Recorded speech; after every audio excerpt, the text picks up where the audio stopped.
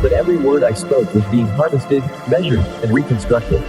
In a server farm halfway across the world, an AI was learning the exact frequency of my soul. My voice wasn't mine anymore. The call ended, but the trap was only halfway set. A follow-up email arrived seconds later. The timing was perfect. Too perfect. It looked official. The logo, the fonts, the urgency. It played on the one thing we all fear: losing our security. One click. That's all it takes to shatter a life. One microsecond of trust, and the firewall of my existence was breached. They didn't just steal my money. They stole the digital me. They were inside the vault, rewriting my history in real time. The screen went dark. The room went cold. For the first time in my life, I felt like a stranger in my own home. Access denied. Identity compromised. The system that was built to protect me had just locked me out of my own life. I tried to call for help, but how do you prove who you are when the internet says you're someone else? It happened in silence. No alarms, no sirens. Just a series of notifications telling me that I no longer existed in my own world. First, it was my email. Then my social accounts. One by one, the doors were locking, and I didn't have the keys anymore. Then came the money. Years of hard work, deleted in a heartbeat. I was watching my future evaporate through a piece of glass. The theft wasn't just digital.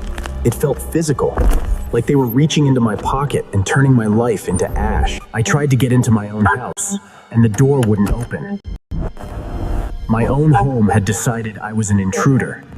The very air in my apartment felt hijacked. Every device, every connect was now a weapon being used against me.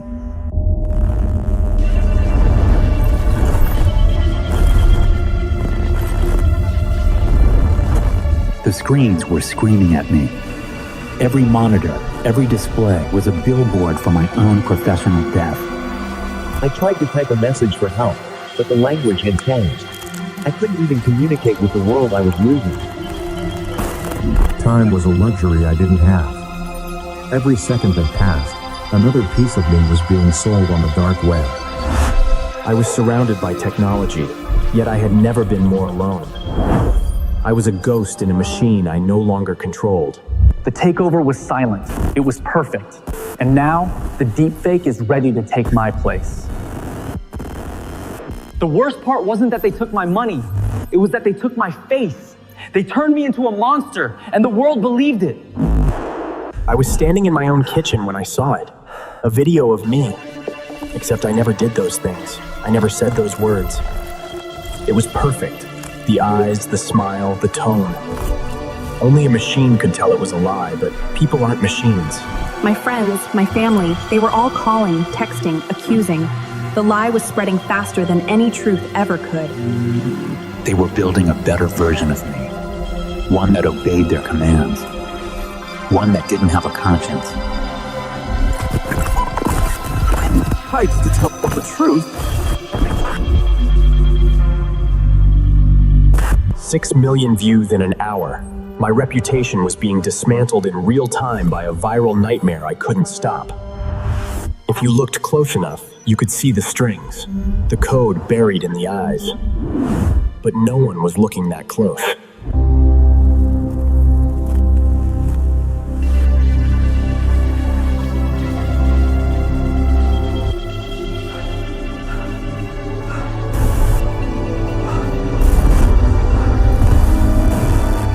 They say seeing is believing. In the age of the deepfake, that's the most dangerous lie of all. I used to be a citizen. Now, I'm just a data point, a glitch in their system that they need to erase before the truth gets out. They weren't looking for a man. They were looking for a file. And I was the only copy left. My own home had become a cave. I had to leave everything. My phone, my past, my name. In this world, if it has a chip, it's a spy for the protocol.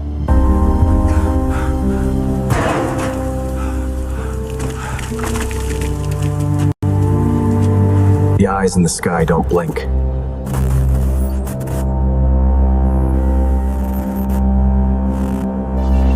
How do you hide when your own faith is plastered on every corner? I was being haunted by a digital version of myself, The hounds weren't breathing, they were buzzing. Relentless, heartless, and programmed to find the one man who knew the code. I learned to breathe in the gaps between the scans, to live in the dead zones where their signals couldn't reach me. Severing the link was the only way to survive. To become invisible, I had to die digitally and leave the grid forever. In a crowd, everyone is a sensor. Every smartphone is a window for the protocol to peer through and find its prey. The machine is everywhere. It's the lights, the wires, the very air we breathe. And I was right in the center of the trap. They think they've won. They think I'm just data. But they forgot one thing. Data can be deleted, but a man can fight back. I had to go off the grid, below the sensors, beneath the city. I needed someone who spoke the language of the machine better than the machine itself. The entrance wasn't on any map. It was a ghost in the system, a place where the protocol's eyes couldn't reach. Her name was just a string of characters, a legend in the underground, the only person brave enough to touch a blacklisted file. This was her sanctuary, a fortress built of silicon and copper. Here, the internet was a tool, not a weapon.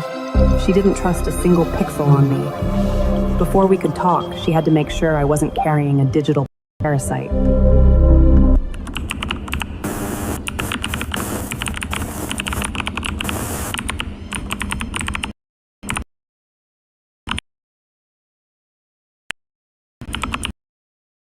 I gave her the only thing I had left, my last backup, the evidence of my own erasure. The drive, the protocol had rigged it to sell. She caught the trick. We watched the crime again and again. Every frame was a lie, and she was looking for the architect's signature. And then, she found it. The watermark. A digital fingerprint that the AI couldn't hide. She looked at me, and for the first time, I saw real fear in her eyes. It's not. We had the source. We had the evidence. Now, it was time to turn their own protocol against them. We didn't just look at the video, we looked through it. Behind every pixel of the lie, there was a digital trail leading back to the source. Every deepfake has a fingerprint, a subtle pattern in the noise that the AI can't hide. It was our only hope of finding them. She was hunting for a ghost, diving into layers of encryption that were designed to swallow anyone who dared to look too close. Our signal was a needle, piercing through their armor. We weren't just observing, we were attacking their silence. I watched the machines work. It felt like an eternity, waiting for a piece of code to tell me where my life had been taken. Thousands of victims, all linked to one single point on the map. A digital factory where identities were being manufactured and sold.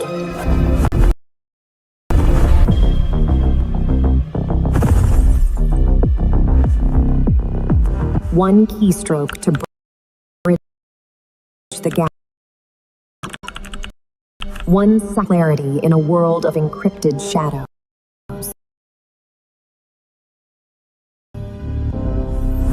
For a digital crime, the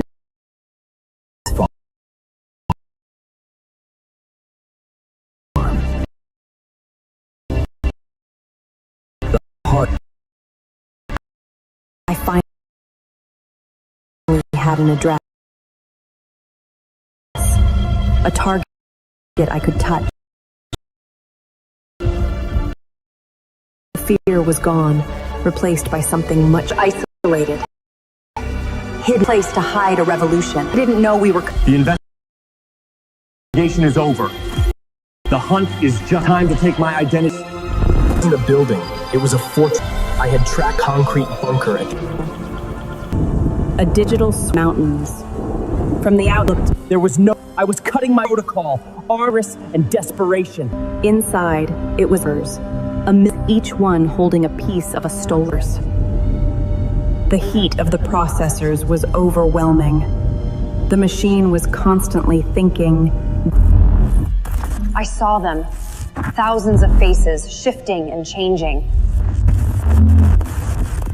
And then I found my rack. I saw myself on the screen, moving, talking, existing without me. It was a nightmare in high definition. It was learning how to be me. perfecting my micro expressions, mapping my flaws. And my entire life, my memories, my identity, reduced to a glowing piece of crystal on a black metal tray. The facility wasn't unguarded. Automated sentries patrolled the aisles.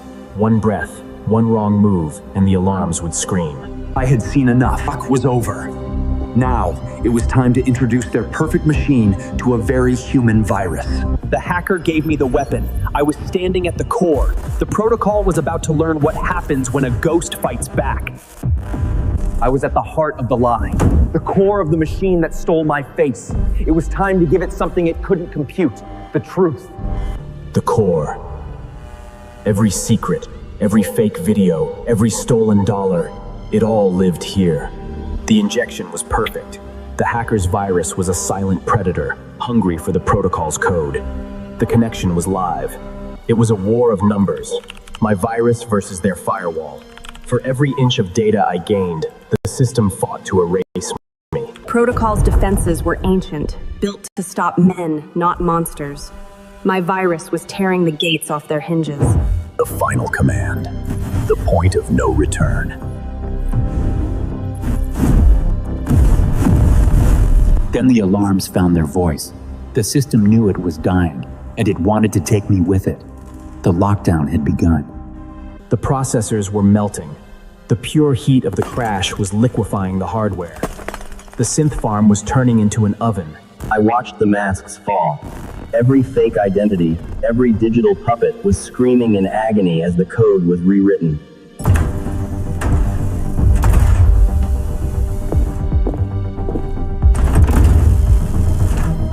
I didn't wait for the end. I ran, not from the truth, but from the fire. The machine was dying, and the exit was a mile away. The protocol is broken. The world is about to wake up. But first, I have to survive the night. I reached the core. But I wasn't alone. It had one last trick. It didn't send soldiers. The air was thick with the smell of burning circuits. Then the room woke up.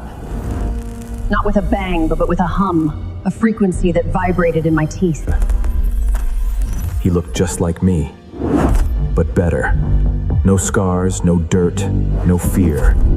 Why fight? I am the version the world loves. I am the one they want you to be. But the virus didn't care about his suit. It was eating him from the inside. The perfect image was starting to crack, revealing the rot beneath.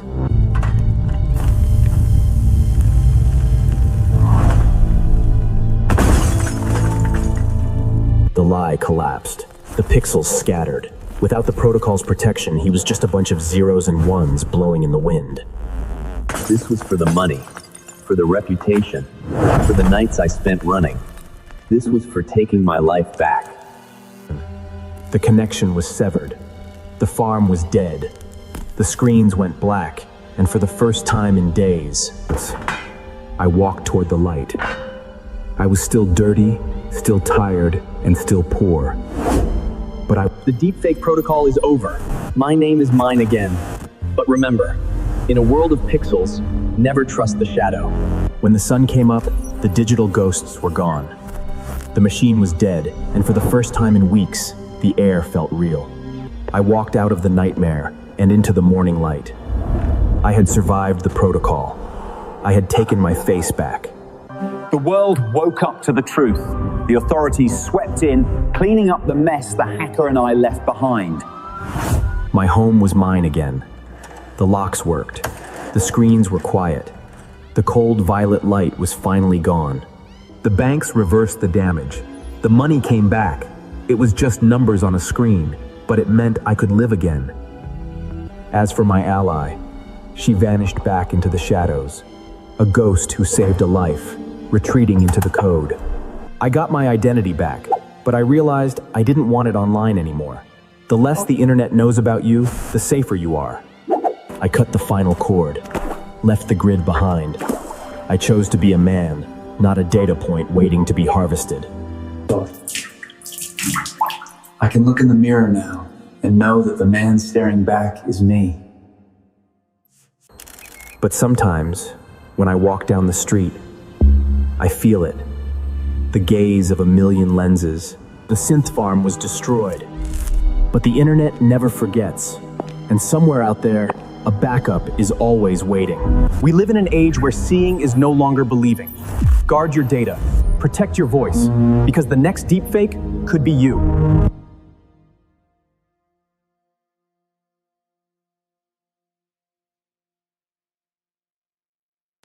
It started with a simple phone call, a voice I trusted, a request that seemed normal. I didn't know I was handing over the keys to my life. Just another day of emails and coffee. The world felt solid, predictable, and completely under my control. When my phone buzzed, I didn't hesitate. It was a familiar name. A familiar number. Why would I ever doubt it? I talked for 5 minutes. Just a normal conversation. But every word I spoke was being harvested, measured, and reconstructed. In a server farm halfway across the world, an AI was learning the exact frequency of my soul. My voice wasn't mine anymore. The call ended, but the trap was only halfway set. A follow-up email arrived seconds later. The timing was perfect. Too perfect. It looked official. The logo, the fonts, the urgency. It played on the one thing we all fear, losing our security. One click. That's all it takes to shatter a life. 1 microsecond of trust, and the firewall of my existence was breached. They didn't just steal my money, they stole the digital me. They were inside the vault, rewriting my history in real time. The screen went dark. The room. For the first time in my life, I felt like a stranger in my own home. Access denied. Identity compromised. The system that was built to protect me had just locked me out of my own life. I tried to call for help, but how do you prove who you are when the internet says you're someone else? It happened in silence. No alarms, no sirens. Just a series of notifications telling me that I no longer existed in my own world. First, it was my email. Then my social accounts.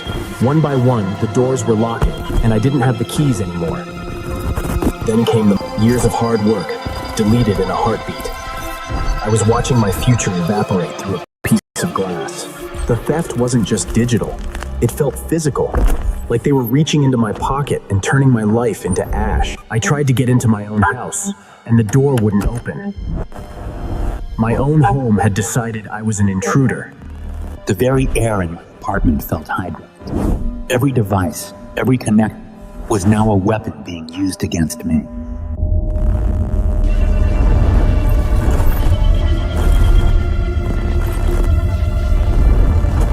The screens were screaming at me. Every monitor, every display was a billboard for my own professional death. I tried to type a message for help, but the language had changed. I couldn't even communicate with the world